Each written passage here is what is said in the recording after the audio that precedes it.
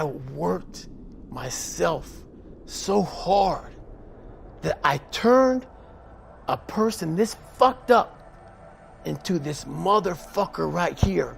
Not off of reading a fucking book off a theorist, off of going to work on myself and saying, I don't know how to do this, but I know that to get over there to that fucking side, I gotta grind myself into a fucking fine powder. And I did it.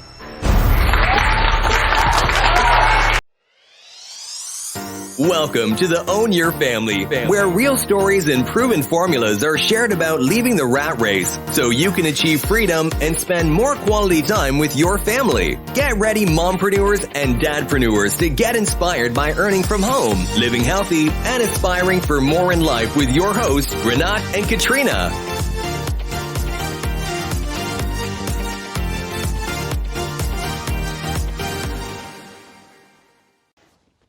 There's some inside fuck yous to people in there, but it's an overall message to people that we're all, a lot of us are going through a hard time in life. Some people have been bullied. Some people are just stressed out. Some people are insecure. Some people are fat and overweight. And the world puts a lot of this shit in your mind. It's not just you. Yeah, you help it. And my whole thing is about, I had to develop a mindset that was indestructible. I had to armor plate my mind. And it's about what you're saying to yourself, but it also comes with work. So whenever I was getting beat down, physically, mentally, spiritually, whatever I was going through, just saying, I would put, you can't hurt me. Can't hurt me just became a message, I would say to myself. And that's just kind of where it comes from. Well, I know one thing, and this is a true statement that I've said several times. A lot of us don't know of a whole nother world that exists. It's on the other side of suffering.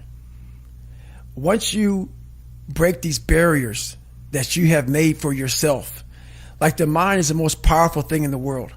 It is so amazing that I used to be a 300-pound guy and I thought that was it. Could barely read, could do anything. And now that what was inside that person was this guy that's in front of you today. That's how scary the mind is. And that's what I started realizing through this journey, is that once I got a taste of, wow, man, I haven't even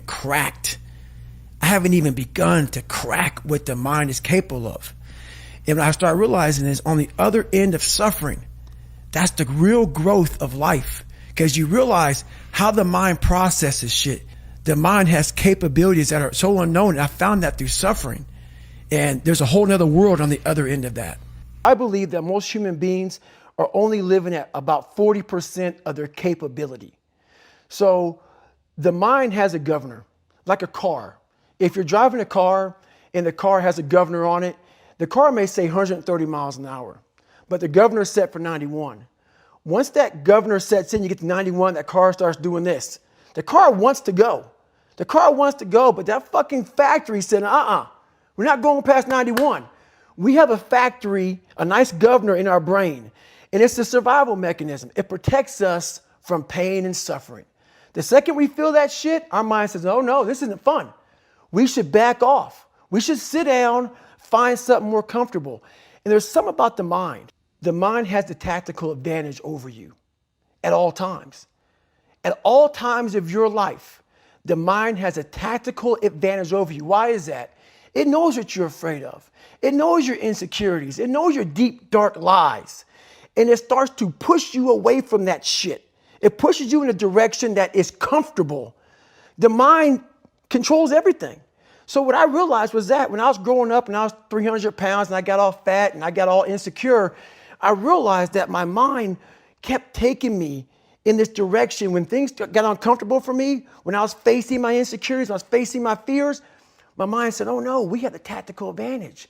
We need to get you, separate you from this feeling over here. Life's all about feelings. We want the happy feeling. We don't want that feeling of this sucks. Why am I here? And you don't have any, so you can't answer those questions, so you leave. I started realizing that if in that moment you can answer those fucked up questions and you are now in charge of your brain versus your brain ruling you, That's where all that stuff comes from. So the 40% rule is all of that. You get to 40%, your brain says, we're done. Let's roll, man. This is starting to get painful. This is uncomfortable. So you sit down. You have to figure out ways, and everybody's different. That's how the book kind of talks about, like we all have these things about, 5 steps to this and 4 steps to this. It's a lot more than that. That's all bullshit. It's a practice that you have to, it's a habit. So if you know that at 40%, I'm feeling pain. At 40%, I'm feeling pain. That's where the 40% rule kicks in. Now it starts. Okay, I'm feeling pain. My mind's saying all this shit to me. It's saying, get out of here, run, flee. The fight or flight kicks in. Okay, we're done. We're not good enough. It starts telling you all these things. You start to believe it because the mind controls all. This is the time where you have to gain control back of your mind. It's okay. Let me see if I can go 45%. And once you start giving yourself more and more hope and start realizing, okay, the mind starts to be, okay, what are you doing? We're supposed to be going right and you're going left. You start then controlling your mind. Start finding more in yourself. And then it goes from 40% to a lot further than that. But that's the start of it though. Get to the spot where your mind is saying stop. Wherever that is, you gotta get there first. And then that's when that shit starts to work for you. Our mind wants to protect us. The mind is like, honestly, it has a tactical advantage over us. It knows our deepest, darkest fears or insecurities. It knows where we start to feel, we start getting that doubt creeping that says, hey man, you know what, man, maybe this isn't good. Let's go back home to the wife. Let's go back home to the kids. This is not comfortable. So in that moment, the mind directs us. It's a protective mechanism. It saves us from doing bodily harm, or it really saves us from discovering that the mind's like, I want to be in charge of you. I don't want you to be in charge of me. So it tells you, let's just stop right here. But once you start breaking through that barrier and start breaking down that governor that you've put in your mind, because we forget we are in control of our mind. We believe it's the other way around. No, we put in our minds what we should do, but we believe our mind is telling us, it's giving us all this feedback. We have to reprogram it and tell us, no, we're good. We're good. This sucks, but it's okay. But this is what it is. This is what I figured out. I was so afraid of myself that I had to figure out, I became a master of my mind. People, when you're afraid of something, you have to master it. That's how you start to overcome it. So what I realized, when I get to that point where I want to quit, everybody, they get to the point where they want to quit. This is what happens. The mind tells you, let's go home. Let's take a warm shower. Let's get some food. This is not right. This is that. If you cannot answer the questions at that moment, because your mind's going to start giving you all these questions. And if you can't answer them, you're going to quit. What I realized when I was going through Buds, Ranger School, all this 100-mile race, 200-mile races, pull-up records, my mind would come creeping in. Like when I was doing 4,030 pull-ups at 2,000 pull-ups and my hands were ripped open, my mind said, look, brother, we've done all these other things. You've proven yourself. You're good. If I didn't have the answer to respond to my mind and say why I'm here, why I'm doing this, you will always lose that fight. You have to have the response to what your mind is going to tell you. This is about you figuring out your self-talk has to change. The most important conversation you ever have is the one you have with your fucking self. And people wonder, why am I not achieving more? It's because once we achieve something, we celebrate for a long years fucking time. And we wonder, why don't I have drive anymore? Where's it all at? If you don't develop a routine of suffering, and suffering is not like go out and kill yourself every day. It's being uncomfortable. Yeah. That keeps you hungry every day. If you live in your victories for so long and say, I'm going to go challenge myself for 30 days or for 2 weeks or run this one marathon. And it ends, I did one marathon. Okay. That's why it leaves you. It leaves you because you haven't set up the next obstacle. Obstacles is how you grow. You must continue to have friction. Friction is where growth is at. With no friction, there's no growth. No growth. A lot of us don't believe that we can achieve the impossible. And along my journey, I started realizing, man, I gotta fucking tell some people about this shit, man. Like, I discovered something that some people have, but they don't even fucking know. All of us have it. But along this way, I wasn't, like I said, I wasn't a theorist. I became a practitioner. And I was like, my God, I'm busting down so many barriers of, like, I have a learning disability. Okay. But I'm catching up with everybody. I figured that out. I figured out all these negative things in my life that were keeping me in this hole. I'm like, I gotta tell people, man, that, hang on a second, man. You can fucking achieve the absolute impossible. You don't need great parents. You don't need like a private school. You don't need to have this humongous GPA and all this other shit. What you need is a straight up brutal work ethic. You have to be willing to outwork everybody in the world. And that's the hard part. That's the hard part. This isn't like some 5-step process where if you do these 5 fucking steps, you're going to end up with this magical world. No, I'm basically teaching you how to callous over your victim's mentality. I'm teaching you how to, like I did 67,000 pull-ups in training for the pull-up record. I was seriously callousing my hands to protect them.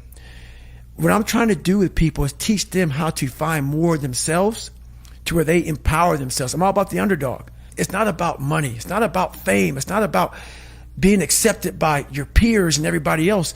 It's about figuring out who I am and being happy with who the fuck I am. Even though I'm going to be judged for all these things, being able to put a middle finger up to everybody and say, this is David Goggins. And to get to that point, it felt great. And that was all about, honestly, we have to give back. We have to be able to go through our journeys in life, figure out who we are, and help the person beside you. Figure that shit out.